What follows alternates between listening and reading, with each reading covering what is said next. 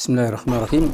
Кыздар үчүн эки жол бар. Бирөө таза, бакытка алып бара турган, бакытка бөлөй турган, эки дүйнөнүн бактысын бере турган таза жол.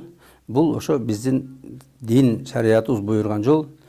Кыз таза, кыз боюнча бир жерге келин болуп барыш керек. Ал жерден бактылуу, жакшынакай келин болуш керек, бактылуу жар болуш керек, бактылуу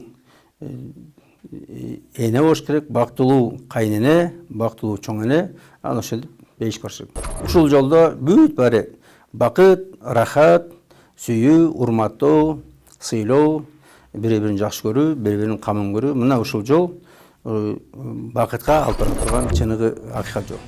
Анан экинчи жол бар. Бул дүйнөдө да корула турган, ыза кыла турган, шерменде кыла турган, уят кыла турган, капа кыла турган жол.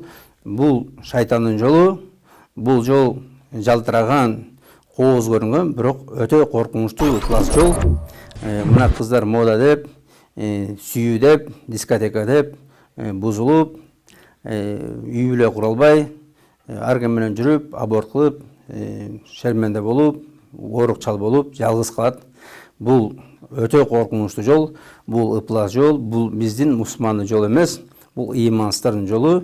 Бунун аягы ый, кордук, карыганда жалгыздык, бунун аягында тиги дүйнөдө тозок.